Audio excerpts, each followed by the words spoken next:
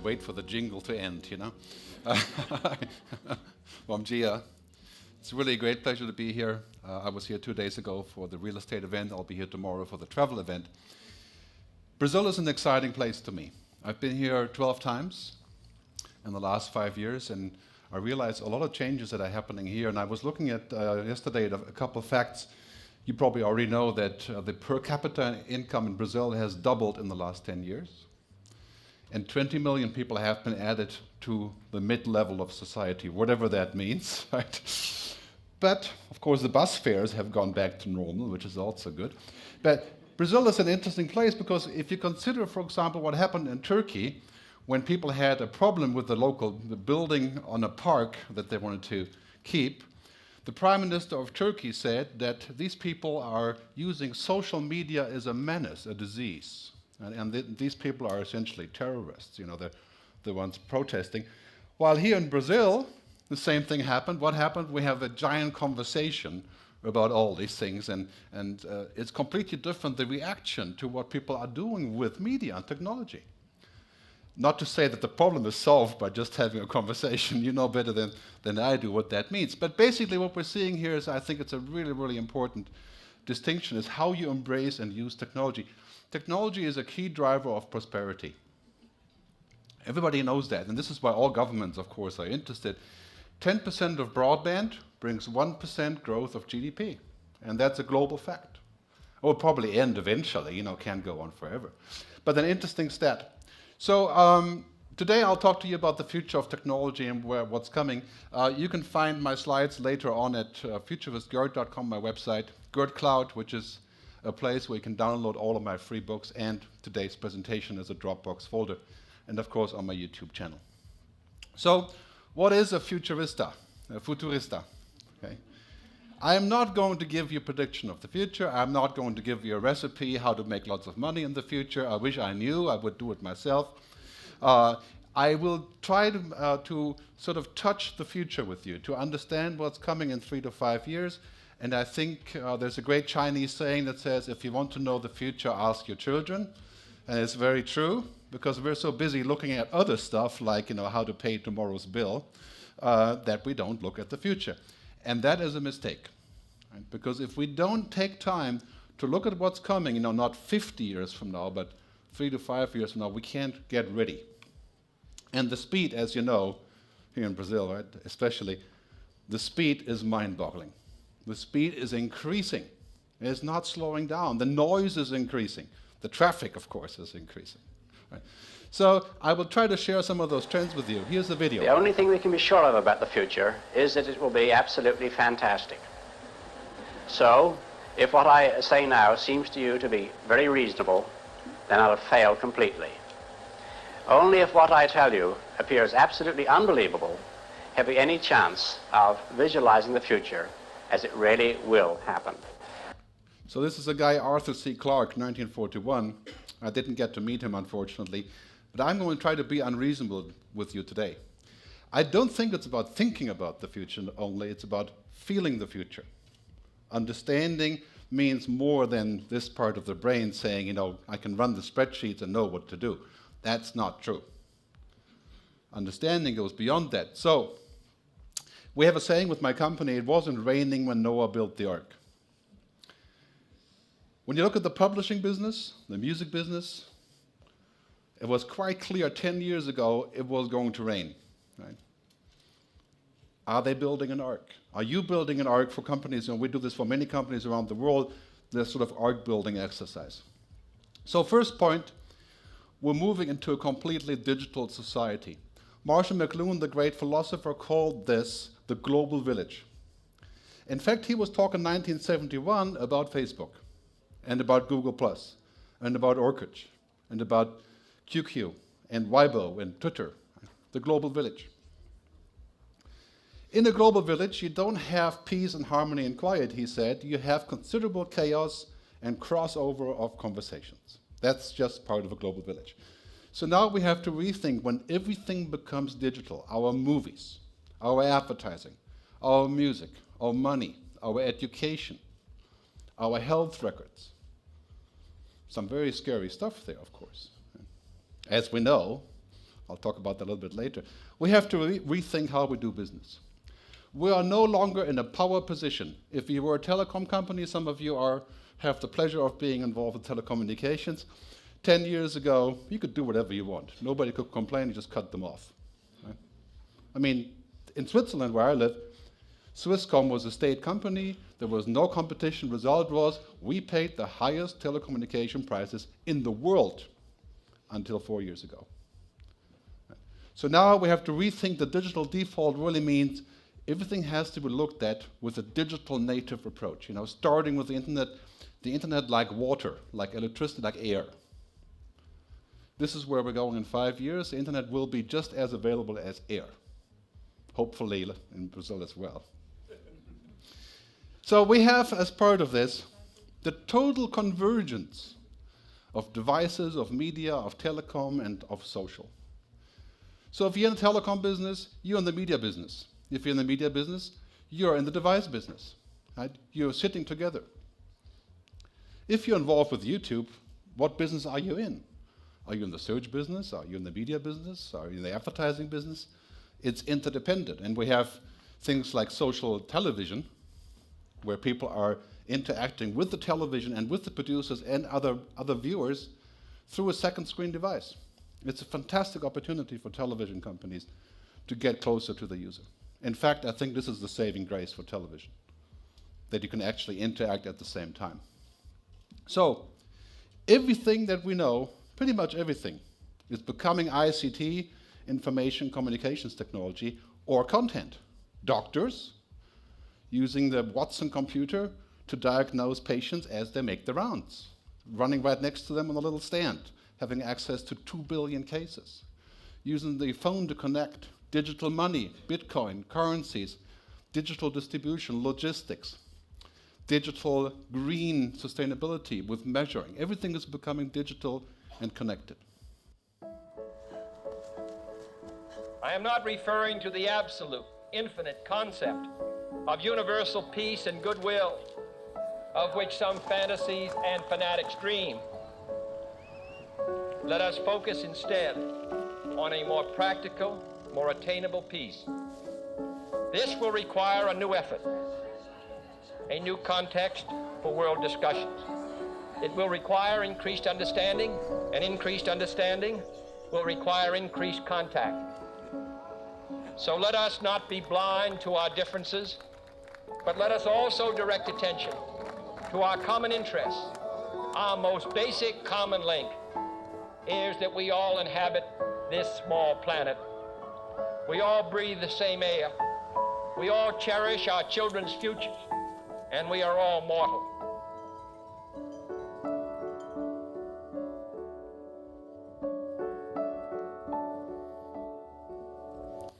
Now, this world is imminent, the world where everybody is connected.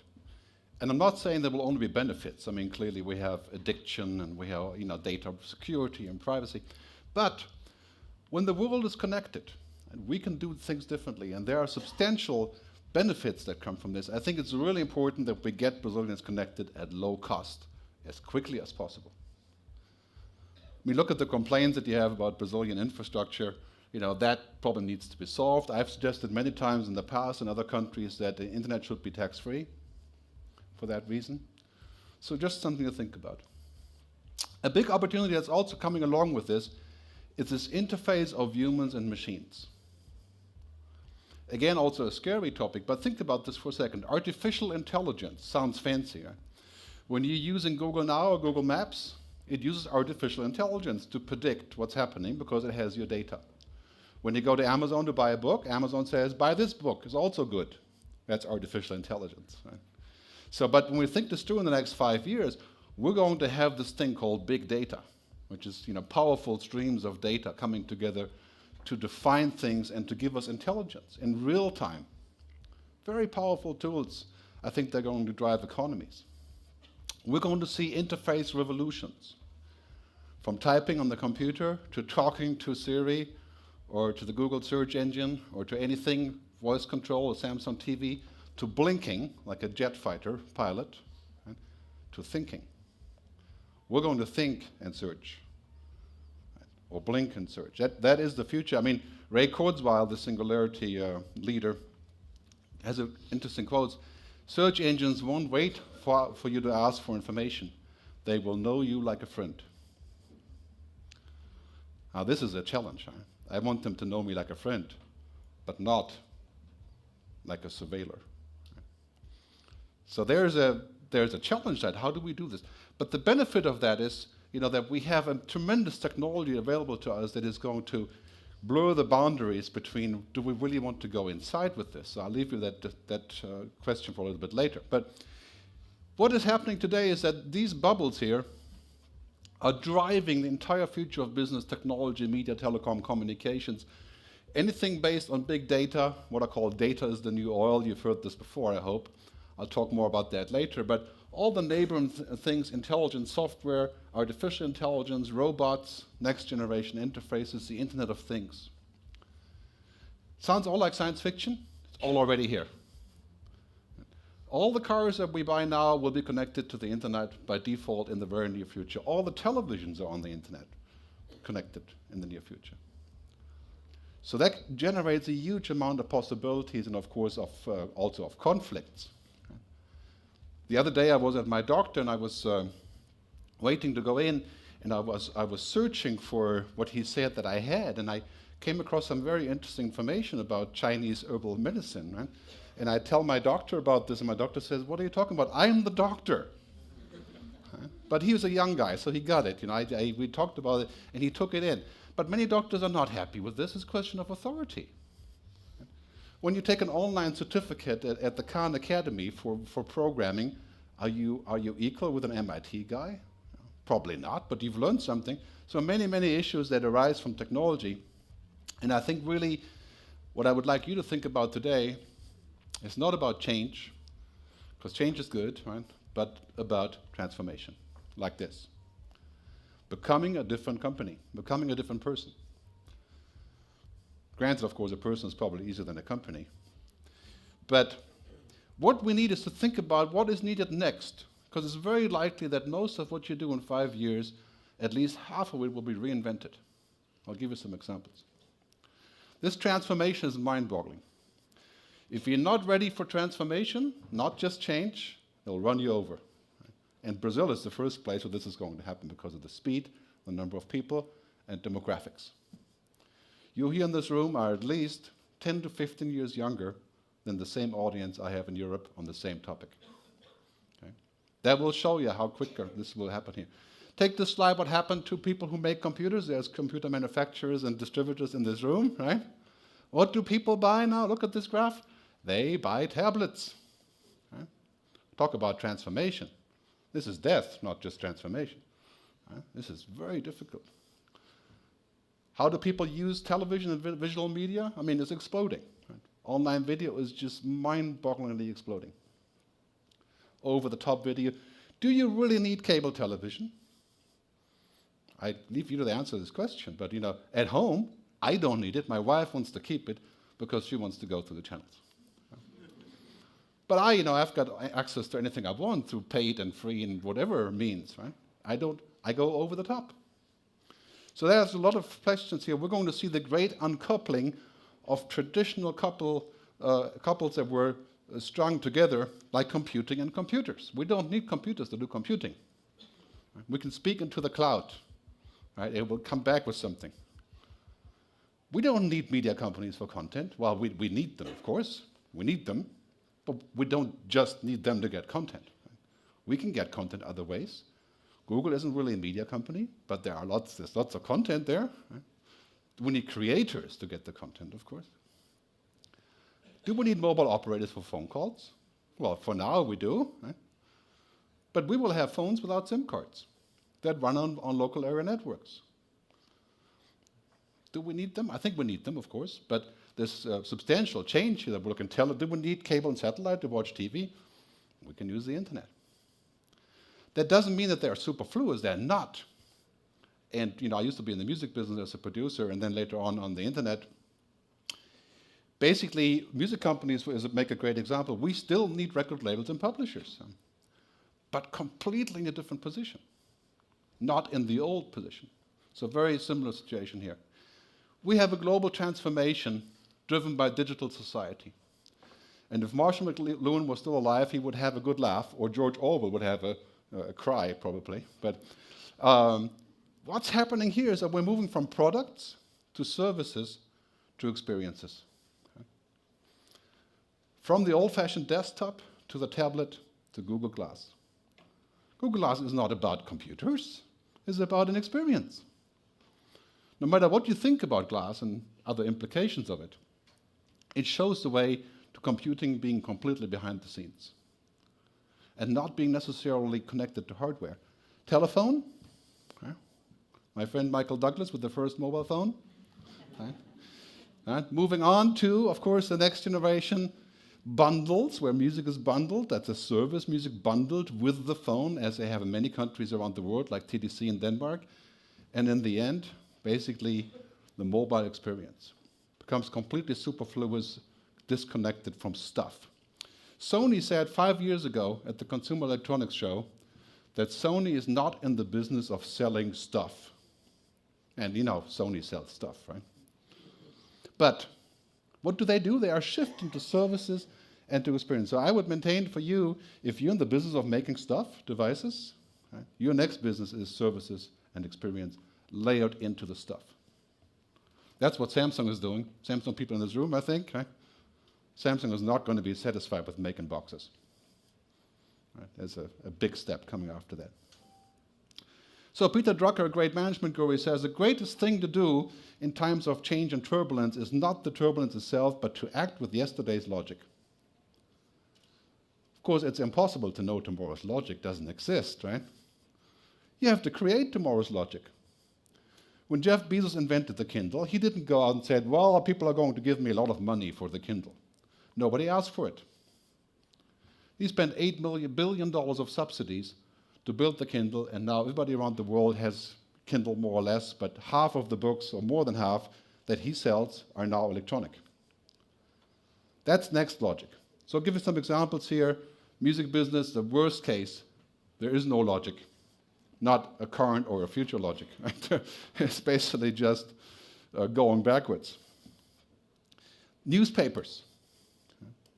Television trying to protect content so that you don't create the next logic. You stay with the current logic if possible. So videos aren't made available. The whole idea of saying, okay, Turkey, we talked about that, the menace to society, and advertising.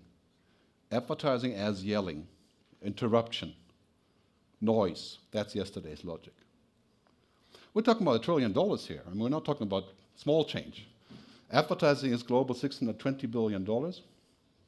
And then you have public relations and marketing, roughly $1 trillion. So you're going to see a budget shift of at least half away from the yelling, from the yelling and disruption. And I think this is a really great turf for advertising agencies.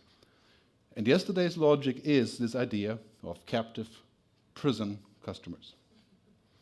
Telecoms are very good at this. Right? Or they were, that's not. Right? Media companies are fantastic at this. I mean, how are you going to watch the football game if you don't have cable? Right? You have to try to find somebody to work on the cable for you, right? As they do sometimes here in Brazil, I hear. But having captive customers, I mean, what kind of idea is this? In the digital society, how are you going to capture people? It's impossible, because there's always a way around your fence. So if you're going to rely on capturing people and this military language of marketing, target acquisition, and that's yesterday's logic. You have to engage. I mean, that is the difference. Looking at Red Bull, at Nike, at Fiat here in Brazil with their campaigns, at Unilever, engaging. So in the telecom world, my friend Martin Geddes, is a very smart guy, talks about this. He talks about the telecom world and the over-the-top, the OTT world, right? The world that most of the kids live in. Right? For example, using WhatsApp or Viber or so rather than using SMS, right? That's the over-the-top world, and what WhatsApp has 240 million users now. Maybe Google is interested in that. But so looking at this world, he says basically what's going on is that it's going from technology, from network roaming, to experience roaming. Right? And the difference really is this, right? Any combination, any experience, any platform that is the world that we're going into. That's not to say that the world of networks and building stuff and infrastructure is going away. It's not. If there was no infrastructure, we couldn't be going over the top. Right? So it's clearly going to stay there as well. But we have to take a leap. We work with over 100 companies around the world, and the biggest problem is this. When do you take a leap? When you know there's water in the lake. You don't jump into an empty pool. So there's something there that's attractive. But also sometimes it takes some pain. Somebody's pushing you off the board. It takes both. This is very important, I think, for the future. The iPhone is now generating half of the revenue of Apple, or 60%. The Kindle didn't exist 6 years ago, is now a huge profit center for Amazon. LinkedIn, you guys are all on LinkedIn, made something like, $850 million last year, connecting us. Didn't exist 6 years or 7 years ago. So think about this for a second. The majority of your revenues, in 2018, will result from things that don't even exist today. And those things we have to find. Maybe that's your mission today, to find out what is that going to be in 5 years. And whether you're a handset manufacturer or a computer company or a telecom network or a media company, that's something you have to look at. Because we used to live in this nice bubble, the protected world of technology and telecom. Nobody could get in unless they paid. That world is gone. Now we're coming to the end of protected spaces. The consumer is kicking our butt with technology and social media. So we're watching the end of this. Media first, telecom next, devices and hardware, banking and money. Digital money will completely redo banking. Think about that for a second. In Africa, the biggest provider of transactions for banking is not the banks, it's the telcos and the startups with mobile money called M-Pesa. So the end of those spaces is near. Brazil is the fastest country in the world in terms of increase of connectivity. Number one, in terms of change, how many people go online at what speed. Not in terms of quality yet, but I think Brazil is right before the takeoff point, the pivot point to the digital society. So that's, to me, it's a fantastic opportunity. And on top of that, Brazil is also number one in terms of how people engage with the medium. As you can see in this chart, a little bit hard to see. I'll zoom in here on the Brazil part. Brazil has a top rating for doing all the stuff that people do on the web, access additional content online, interact in real time, use social networks, vote for things. It's all happening here as a leader of all developing countries.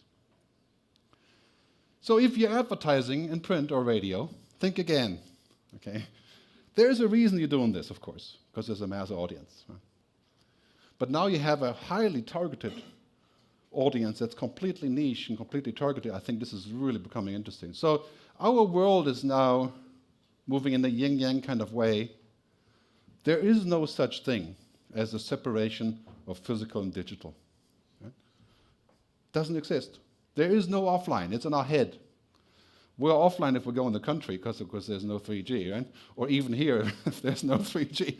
But that's temporary. The future will be offline as a mental state.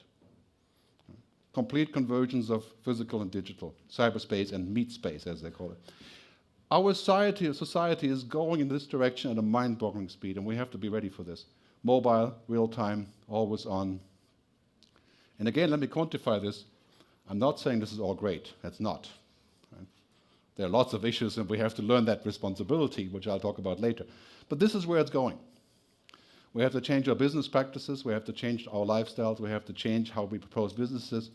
And the movie industry, for example, that used to do this, which is to hide the films as much as possible so that we were forced to buy DVDs. That didn't work here.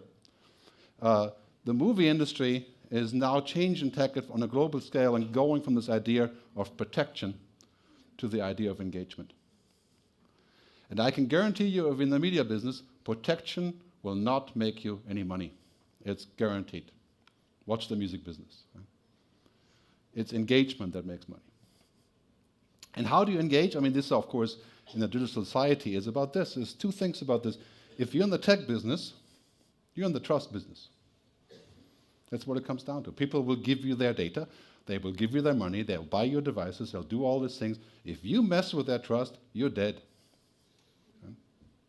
This goes for all of us, of course, and also for advertising. I mean, of course, if you fly a plane and it doesn't work, you crash, right? But if you work with a company that leaks your data, I mean, if Facebook would leak our data, rampantly around, we'd leave, be dead. So if you're in the tech business, you're in the trust business. Think about that when you do marketing. The only reason that people will buy your devices is because they trust you. There is a small reason that your device is also good, right? But it's really about brand, about trust. We have to reimagine our world of business going away from what I call an ego system, a top-down system that is driven by one person, see Apple, rest in peace, to an ecosystem. Right? A world that creates business models that are interdependent, that are interconnected. We have to reimagine telecom and technology. The content owners and the content producers are not the enemies of technology, and vice versa. Right? They belong together because they're on the same ecosystem. Device makers, content, advertising, telecoms, interdependence. If you refuse interdependence, you won't exist. Because you just that one lonely tree over here that's going to die. It's about figuring this out, how it works together. So very important here, I think, to think about the future of this. It's essentially this cycle, very important cycle of the top red level, media, entertainment, and content, and the lower level, technology, completely intertwined. So when you think about the future, what happens in your business, no matter whether you're in content or media or telecom, it is in the collaboration with others where the business model is being created. You live in these silos from the old world. I'm a content guy, you're the Google guys, and you're the tech guys, and you're the ad agency, and it's all nicely organized. Won't work. Our silos are game over. And you see this happening across the industry. If you're an ad agency, you know what this means. You're no longer going to just spend your client's money on just getting a bunch of people together to run your ads and get a discount. That's over, so it's guaranteed failure. Telecoms in Europe, take a good look at this one. Guaranteed decrease in ARPU and average revenue per user, and in revenues, SMS will be lost sooner or later due to over-the-top media. Brutal decline. So you have to think about this. You have to think about the future being a larger story. You have to move up the food chain. Devices, content, connectivity belong together. And I think this is what we have to think about for the next couple of years to figure out where this will be going. Time to move up that food chain, not to just ride the one that you have. I can't tell you how many telecoms that I work with. I work with over 100. My team works with, I work with about 20 myself, including Singapore Telecom and many others. How many times they say, you know what, we're just going to sell connectivity, our SIM cards, and we'll just make money charging people. Well, that's great, but it's going to end. It's not enough. You have to take it a step further. Look at this research saying the biggest drivers of growth in content consumption, first international CEOs of media companies saying the first one is mobile devices, including smartphones and tablets. That's the biggest driver. What is the second? Improving broadband. I mean, it's obvious. And the business model is amazing. Think about 5 billion people connected by 2020. And the opportunities arising from this. In newspapers, we have learned already that the way to generate value is not to say that we have to put a paywall, put a coin in to get inside of the website like the New York Times does. It's not really working, however nice it is. We have to think of all of the values, all of the things that a newspaper does, basically figuring out this idea of added values. Having great content, having a strong mobile network, having a great hardware is no longer enough. You have to add value. You have to find a way of saying, okay, take this example, The Economist, the only newspaper I subscribe to with money, not with attention. I pay $100 a year, not because I like their writing, but I wouldn't pay for that, straight out, because I can listen to it in the car. It allows me to listen to the magazine as an audio track. That's called added value. And that's really what we have to look for. In fact, I would maintain that most of your businesses will focus on added value and the core becomes just a given. It's just there. Don't ask people to pay for the core as much as for the other reason to buy, which are the added values. I mean, this is something that we see pretty much across all industries. Look at the telecom business. On the left, a lot more people, that is the red line, using over-the-top SMS and messaging like Twitter and WhatsApp and so on. On the right, what's happened to cable? A lot less people subscribing to cable, a lot more people getting internet access to cable. I mean, it's an interesting, you add value or you become a commodity. And this is a cruel lesson that I would sometimes call a digital Darwinism. Right? Basically, if you are a commodity, you'll be kicked out. If you can be dispensed with, you will be dispensed. That's because it's so frictionless. Right? So figuring out what that means, I think, is really a way forward. Look what Tesla did about this. The car company, I think they just launched in Brazil, right? I want to buy one, but it's just a slightly above my pay grade.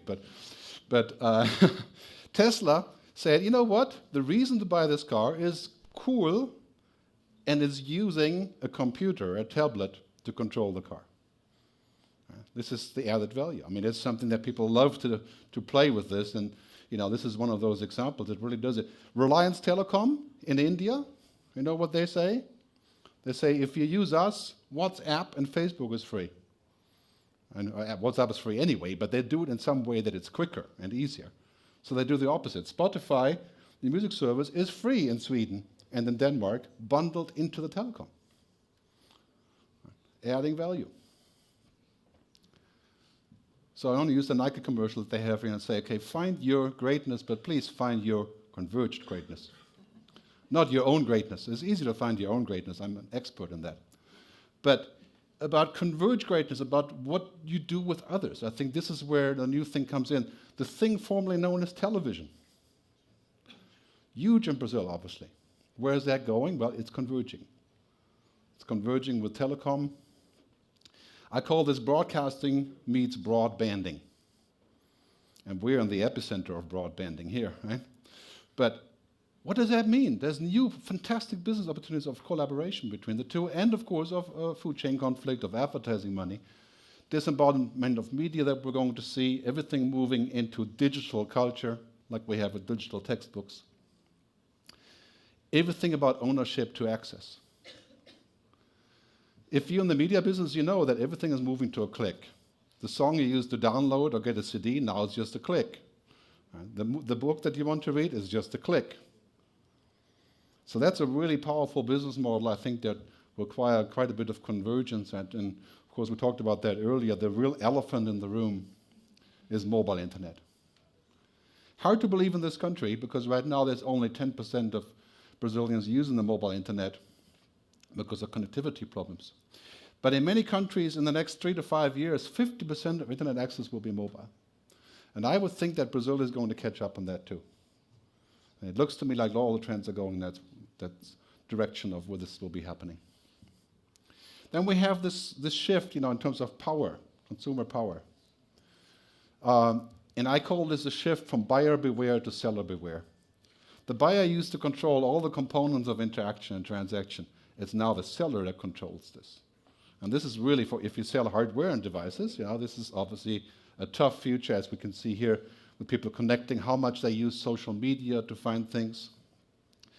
Brazil becoming the number 5 advertising market in the world. I think this is actually from 2012, because Brazil is already number 3 worldwide, surpassed this.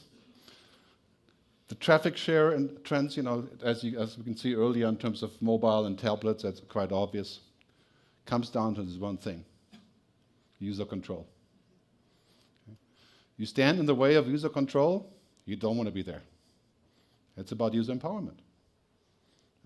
Jeff Bezos from Amazon has one motto that he approaches everything with, and that is really quite simple: customer delight. That's it. When they launched movies, they gave 7,000 free movies, HD streaming, to all of the users in the US that were premium customers for free, so that they would be delighted about the new offering. Can you give a present to your customers? Ask yourself that question when you go home today. What present can you give your customers to get them to be delighted and stay with you. That's the key. I think I have to come to the end pretty soon. Right? I just keep going here. But this idea of captive customers is the past. We really have to think about what that means for telecom and technology. And I think this is something, this consumer empowerment is something that we see on a global scale. I call this the people formerly known as consumers. And we know that from our own selves. We're very happy to be people formerly known as consumers. But as businesses, this is the question I have. Are you ready to serve? To serve. Right? This question, of course, also goes for politicians. Right? Are you ready to serve or are you ready to control? If you're ready to control, you can leave. Because it won't work. There are some people getting away with that, but it's hard. So it's about ready to serve. Everything is becoming intelligent around us. Street signs, intelligent objects, roads, us. Our brain is becoming outsourced to the mobile. Right? Mobile devices are our second brain. As you can see in this cartoon here, is we think we control them, but they really do control us in the end, asking for, to be sharing something or twittering something or being charged. So you have to wonder what's being next. I think we will need some balance on this. It would be nice to have some balance on this. I'll talk about big data and then I'll summarize and I'll get off the stage. Big data you see in the newspapers every single day now. Big data basically means everything that we already have in the past, the data that we share, where we are, our browsing history, our location, hugely exponential. Data being the new oil, which quite literally, and this is very important for Brazil, I think, data is going to be more of an economic force than fossil fuel. Because everything that we do generates data, and data is being used everywhere. And of course, Google and others are in the data business, in the data mining and usage business, also very important for advertising. So let's define big data as an exponential growth of value, variety, volume, and velocity. And today we're down here with our data use, and we already think it's quite scary. Give it 5 years, it's going to be exponential. We're talking exponential means every 18 months doubling. So the amount of information available.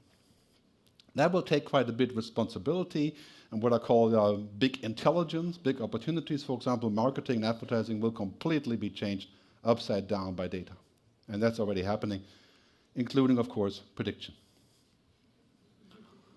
Prediction is really, it's going to be a way of life in the very near future. So I can predict what you're going to buy based on your patterns. It's just a question of being there in the right time. And that could also, have some interesting side effects, but for example, as we see the internet becoming sort of a huge ocean of content, we'll have to figure out what to do about this and without being sucked into the digital funnel.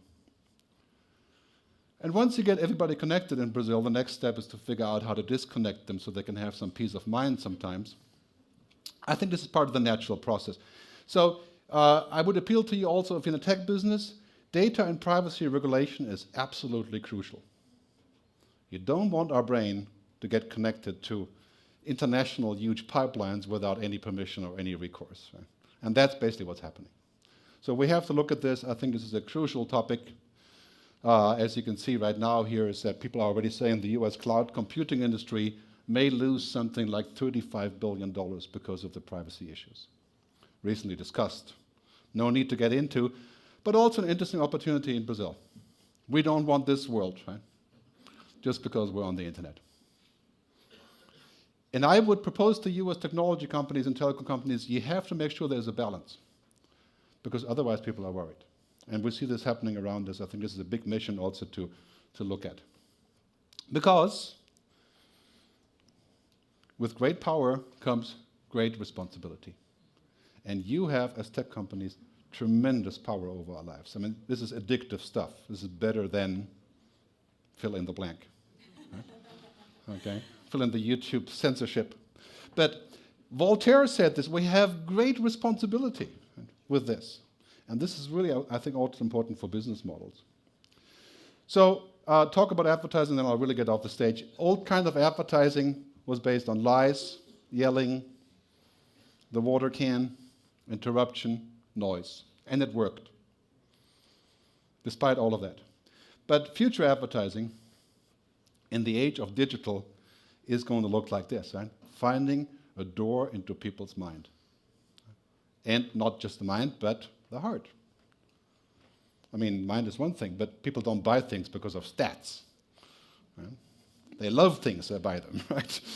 So you want to look for advertising in the future is about that. How do you find the door to people's minds and hearts, right? How do you become a magnet, right? How do you become attractive? That people will buy you over somebody else. And most of that will be social, local, mobile, solo-mo, as people say. Great opportunity, I think, for the future. So the question I have for you, are you ready? Are you ready for this future? If you're not ready, don't worry. You can be ready tomorrow. Right? Just have a mental shift, and I'll give you a couple hints. And then, first, don't be an empire. Empires are Roman. Empires are not going to work here. Be a network. You can be a big wheel in this global brain, right? But you can't be the brain, except for maybe 1 or 2 companies that have tried and are still trying. Okay, a summary. Point 1. The digital default requires rethinking. Think of the world in a digital way. That is a different world, requires transformation. Think about what you want to be in 5 years. Move up and across the food chain. If you're a telecom company, you got to think about content. If you're a device maker, you got to think about advertising. Right? If you're a media company, you have to think about technology. Old logic is deadly. If you use yesterday's logic to come out with tomorrow's business plan, you will certainly fail. And I mean, this is obvious all around us here. Right? For example, in the publishing business, what's happening, the old logic, basically making it scarce when it's not, won't work. Media is moving from ownership to access. Social, local, mobile, cloud, video. That's it. You can pray that tonight, social, local, mobile, cloud, video, and you have a good summary of the day. Okay. Data is the new oil. And we're all in the data business now, in one way or the other. This is also something to be very careful about. Trust and technology are intertwined. If you're in the tech business, you're in the trust business. Nobody will buy or use your stuff without trust. Keep that in mind. It's not about how cool it is. That only works for a week. After that, it's about trust. And adding new values. But I did skip the beginning from my favorite author here in Brazil, Paulo Coelho, who says, sometimes happiness is a blessing, but normally it's a conquest. Okay, so I think you have to look at this as a conquest. Thanks very much for your time, and I wish you a good day, and please feel free to tweet or do whatever to reach me and go to my cloud to pick up my stuff if you like. Thanks very much.